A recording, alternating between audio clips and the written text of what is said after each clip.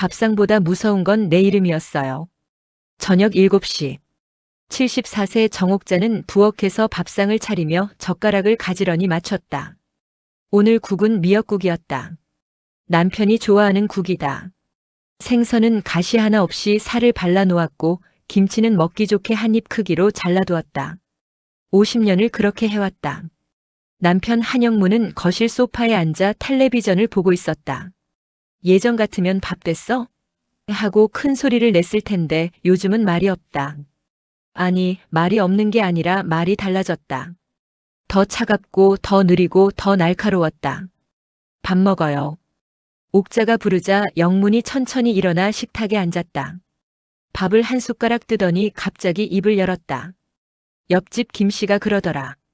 당신 요즘 이상하다더라. 옥자의 손이 잠깐 멈췄다. 숟가락을 든 채 남편을 바라봤다. 뭐가 이상해요? 마트에서 계산을 2번 했다더라. 장바구니 들고 나가다가 다시 들어와서 또 계산했다고. 옥자는 기억이 났다. 그날 분명히 계산을 했는데 문을 나서는 순간 했는지 안 했는지 헷갈렸다. 그래서 다시 돌아갔던 거다. 그게 그냥 깜빡한 거예요. 영무는 대답 대신 한숨을 쉬었다. 그 한숨이 옥자의 가슴을 눌렀다. 사람들이 보면 내가 뭘 못 챙긴 남편 같잖아. 옥자는 조용히 밥을 떴다. 사실 알고 있었다. 최근 들어 자꾸 물건을 잊었다. 열쇠를 어디 뒀는지, 오늘이 무슨 요일인지. 가스불을 켜둔 채 외출한 적도 있었다. 어느 날은 냉장고 문을 열고 한참을 서 있었다. 뭘 꺼내려고 했는지 도무지 생각이 나지 않아서였다. 병원을 가자고 하면 영무는 늘 한마디로 막았다. 치매 소문나면 끝이야. 이 아파트에서 어떻게 살아? 그때마다 옥자는 입을 다물었다. 남편 말이 맞는 것 같기도 했고 아직은 괜찮다고 믿고 싶기도 했다. 하지만 오늘 밥상 앞에서 남편의 얼굴을 보며 옥자는 깨달았다. 저 사람이 두려워하는 건 내 건강이 아니다. 동네 사람들 시선이다. 내가 아프면 창피하다는 거다. 옥자는 미역국을 한 숟가락 떴다. 국이 짰다. 아까 간을 봤는데 소금을 또 넣었나 보다. 영무는 눈치를 챘는지 국그릇을 밀어냈다. 그날 밤 옥자는 잠들지 못했다. 천장을 바라보며 생각했다. 50년을 밥하고 빨래하고 아이 키우고 남편 뒷바라지했다. 그런데 이제 내가 조금 흐려지니까 나는 창피한 존재가 되는 건가. 눈물이 흘렀다. 소리 없이 베개를 적시며 검사표를 숨기는 사람. 며칠 뒤 옥자는 남편 몰래 동네 보건소를 찾았다. 무료 인지검사가 있다는 안내문을 복지관 게시판에서 봤었다. 남편에게는 경로당 간다고 했다. 보건소는 생각보다 한산했다. 대기 번호표를 뽑고 기다리는 동안 옥자는 손을 꼭 쥐었다. 심장이 뛰었다. 괜히 왔나 싶기도 했다. 정옥자님 들어오세요. 검사실에 들어가자 젊은 간호사가 부드럽게 웃으며 말했다. 어머님 긴장하지 마시고요. 간단한 질문 몇 가지만 드릴게요. 오늘 날짜, 요일, 계절. 단어 3개를 기억했다가 나중에 다시 말하기. 숫자를 거꾸로 세기. 간단한 그림 따라 그리기. 옥자는 최선을 다했다. 하지만 단어 3개 중 하나가 끝내 생각나지 않았다. 숫자도 중간에 막혔다. 검사가 끝나고 간호사가 조심스레 말했다. 어머님, 초기 인지저하 가능성이 있어요. 큰 병원에서 정밀 진료 받아보시는 게 좋겠어요. 옥자는 아무 말도 하지 못했다. 간호사가 건넨 검사 결과지를 받아들었다. 손이 떨렸다. 종이를 접어서 가방 깊숙이 넣었다. 아무도 보면 안 된다고 생각했다. 집에 돌아오자 남편이 거실에 앉아 있었다. 텔레비전도 안 보고 그냥 앉아 있었다. 어디 갔다 와? 경로당이요. 경로당은 오늘 쉬는 날이던데. 옥자는 심장이 철렁했다. 영문이 천천히 일어나 옥자의 가방을 가져갔다. 뭐야, 왜 그래요? 영문은 대답 없이 가방을 뒤졌다. 그리고 접힌 종이를 꺼냈다. 검사 결과지였다. 이게 뭐야? 옥자는 얼어붙었다. 영문의 얼굴이 굳어갔다. 종이를 읽는 눈이 점점 차가워졌다. 봐라, 내가 뭘 했어. 이제 동네에 소문나면 끝이야. 김씨네, 박씨네 다 알게 되면 우리가 어떻게 되겠어. 그래서 병원 가서 정확히 검사받자고요. 초기라잖아요. 병원? 병원 가면 기록 남아. 보험도 안 되고 나중에 요양원 갈 때도 문제돼. 옥자는 남편을 바라봤다. 저 사람 눈에는 걱정이 없었다. 두려움만 있었다. 나를 걱정하는 게 아니라 자기 체면을 걱정하는 거였다. 그때 영문이 한 번도 하지 않던 말을 했다. 당신 앞으로 통장이랑 카드는 내가 맡는다. 괜히 이상한데 돈 쓰지 말고. 뭐라고요? 당신이 실수하면 어떡해. 보이스피싱 당할 수도 있고. 옥자는 할 말을 잃었다. 50년 살림을 도맡아 한 사람이 자신이었다. 그 돈을 아껴서 아이들 대학 보내고 이 아파트 샀다. 그런데 지금 통장을 내놓으라는 거였다. 그날 밤 옥자는 또 잠들지 못했다. 나를 보호하려는 게 아니구나. 나를 통제하려는 거구나. 그리고 그 통제는 곧 더 큰 일로 번져갔다. 아들이 보호자가 되던 날. 일요일 오후 아들 52세 한도연이 찾아왔다. 공기업에서 정년을 앞둔 도연은 항상 말끝이 단정하고 표정이 무덤덤했다. 어릴 때부터 그랬다. 울지도 떼쓰지도 않던 아이였다. 엄마 요즘 실수 많다며? 아빠가 걱정하셔. 옥자는 거실에 앉아 아들을 바라봤다. 걱정이라는 말이 어색하게 들렸다. 영문이 걱정을 한 적이 있던 아들에게 전화해서 뭐라고 했을까? 걱정이면 병원부터 가야지. 병원은 나중에 가도 돼. 그 전에 정리할 게 있어서. 도연은 가방에서 서류 봉투를 꺼냈다. 갈색 봉투 안에서 하얀 서류가 나왔다. 맨 위에 굵은 글씨가 찍혀 있었다. 임의후견 계약서. 이게 뭐야? 엄마를 지키려면 미리 정리해야 해.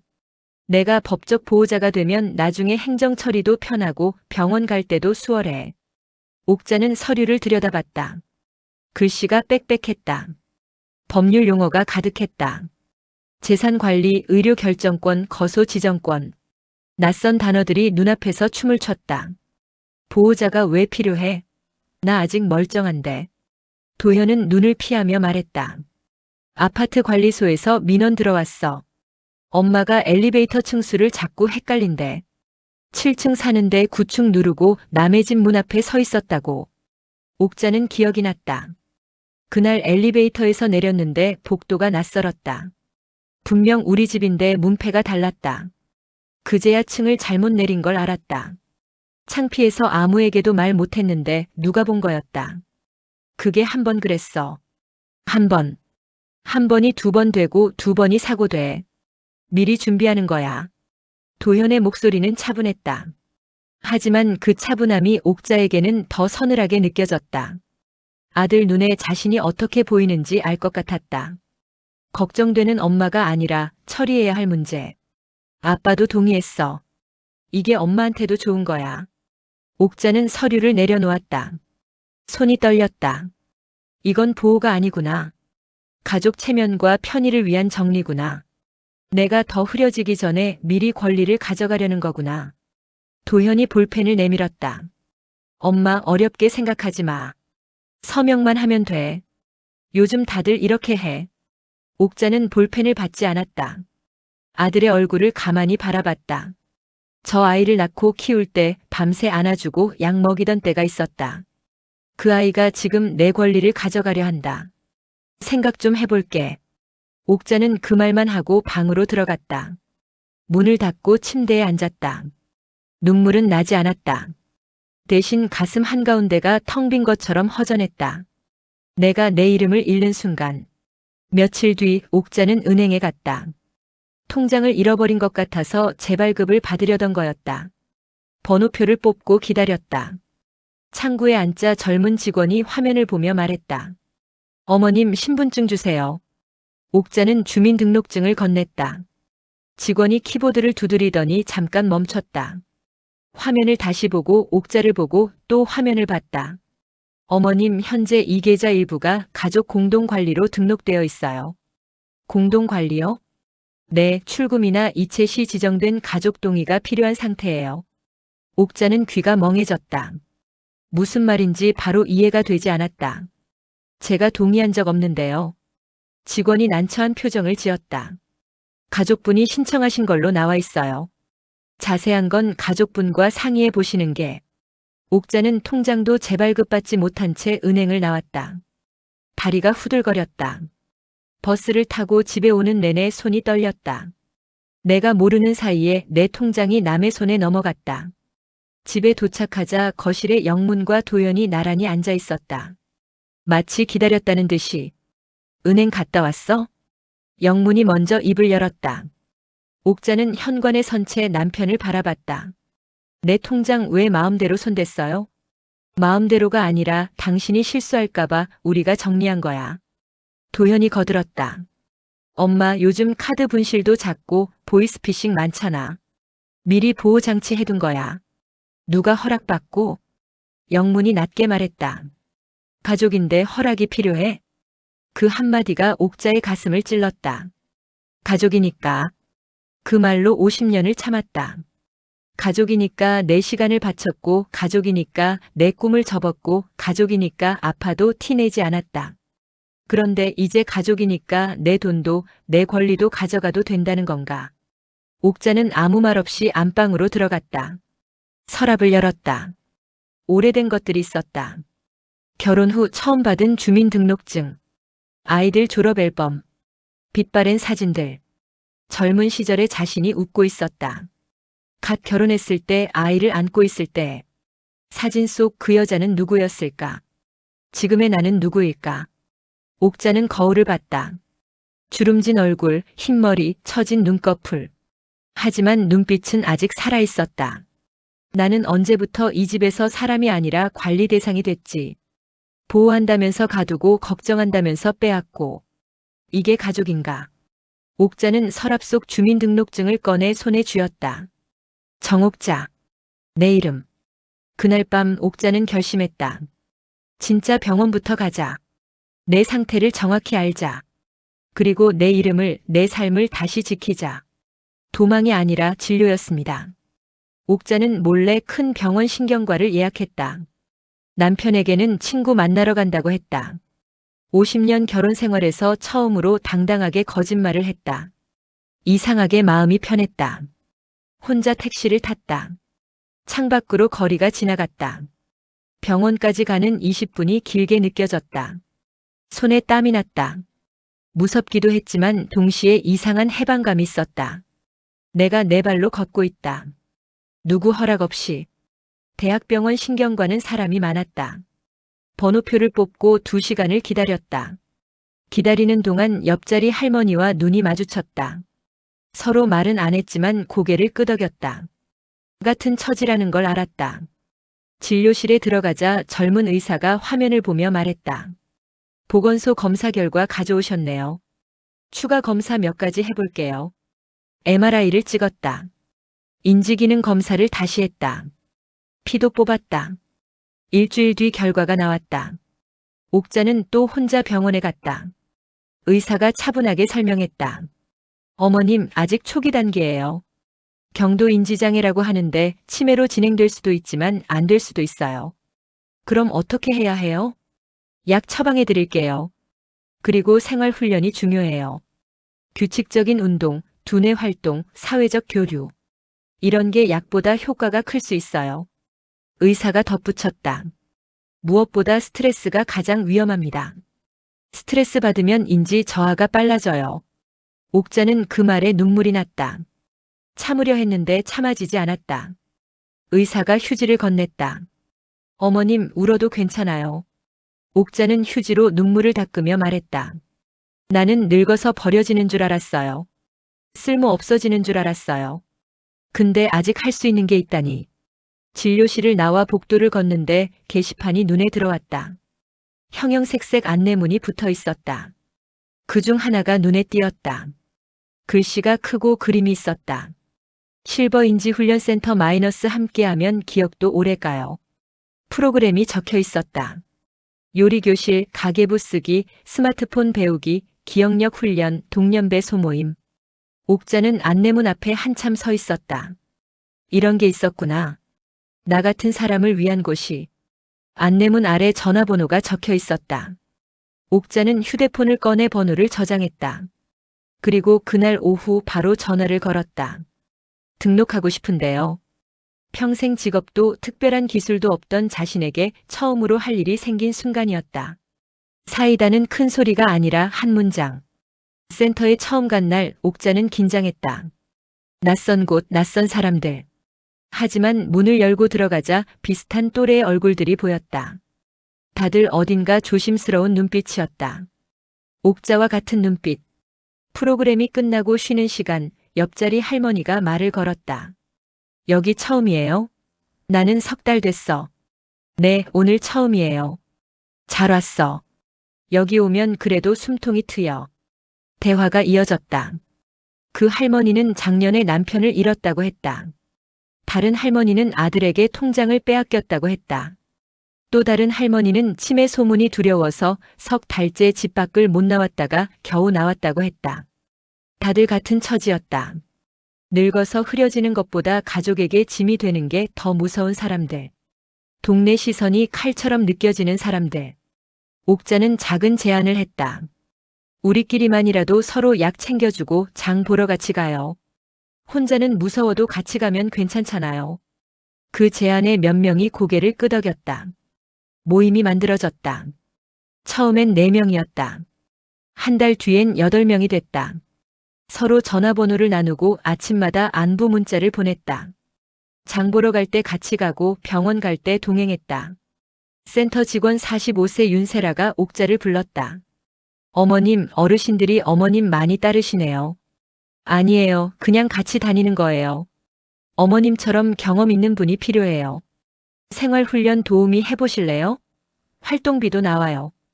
옥자는 놀랐다. 나 같은 사람이 도우미를? 하지만 헤라가 말했다. 경험이 제일 큰 자산이에요. 어머님이 겪은 게 다른 분들한테 도움이 돼요.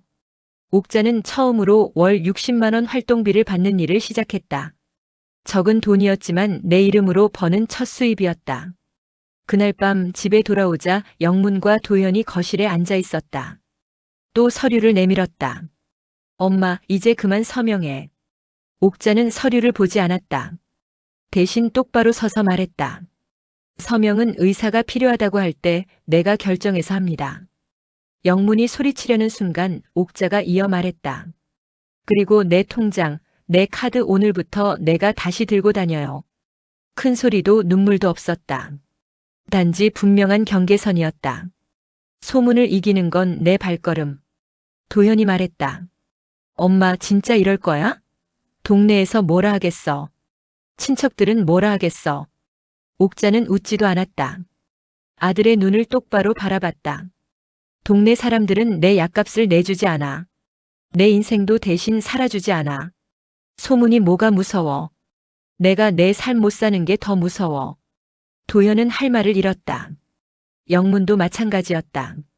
50년 동안 고분고분하던 여자가 달라져 있었다. 일주일 뒤 옥자는 짐을 쌌다. 많지 않았다. 옷 몇 벌, 약 사진첩, 그리고 자신의 주민등록증. 그게 전부였다. 옥자가 이사한 곳은 원룸이 아니라 실버 공유하우스였다. 시니어 공동주거라고 했다. 방은 작았지만 깨끗했다. 창문으로 햇살이 들어왔다. 복도 끝에는 공동식당이 있었고 매일 아침 운동시간이 있었다. 첫날 함께 사는 할머니가 인사했다. 어머, 새로 오셨어요? 성함이 어떻게 되세요? 정옥자예요. 옥자씨 반가워요. 나는 순이에요. 옥자씨. 누군가의 아내도 누군가의 엄마도 아닌 그냥 옥자씨. 그 호칭이 이상하게 따뜻했다. 눈물이 날 뻔했다. 몇 달이 지났다. 옥자는 센터에서 기억훈련 요리 수업을 맡게 됐다. 칼질이 예전보다 느려졌지만 괜찮았다. 순서를 적어두고 함께 따라하면 됐다. 수강생들이 옥자를 따랐다. 같은 처지니까 같은 마음이니까. 어느 날 오후 수업을 마치고 나오는데 익숙한 뒷모습이 보였다. 영문이었다. 예전처럼 뻣뻣한 자세가 아니었다. 어깨가 조금 처져 있었다. 늙어 보였다. 여기까지 웬일이에요? 영문이 천천히 돌아섰다. 당신 약은 잘 먹나? 옥자는 잠깐 남편을 바라봤다. 미운 마음도 그립다는 마음도 없었다. 그냥 담담했다. 나 잘 살아요. 당신도 당신 삶 챙겨요. 그 말로 끝이었다. 옥자는 돌아서서 다시 센터 안으로 들어갔다. 뒤를 돌아보지 않았다. 복도를 걸으며 옥자는 생각했다. 50년 동안 남의 이름으로 살았다. 누구의 아내, 누구의 엄마. 이제는 아니다. 이제는 그냥 정옥자다. 조용히 하지만 확실히. 그날의 옥자는 누구의 관리 대상도 아닌 자기 이름으로 걷는 사람이었다. 보호한다는 말 뒤에 숨은 통제, 걱정한다는 말 뒤에 숨은 체면. 옥자 씨는 그걸 알아차렸습니다. 그래서 도망친 게 아니라 자기 발로 걸어나간 겁니다. 나이가 들면 짐이 되는 걸까요? 아닙니다. 나이가 들어도 우리는 사람입니다. 누군가의 아내, 누군가의 엄마이기 전에 내 이름 석자로 살아갈 권리가 있습니다. 오늘 이 영상이 마음에 닿으셨다면 좋아요 한번 눌러주세요. 그 작은 응원이 큰 힘이 됩니다. 그리고 아직 구독 안 하셨다면 지금 구독 버튼 눌러주세요. 사연 읽어주는 밤은 당신의 이야기를 계속 들려드리겠습니다. 다음 이야기에서 또 만나요. 오늘도 당신의 하루를 응원합니다.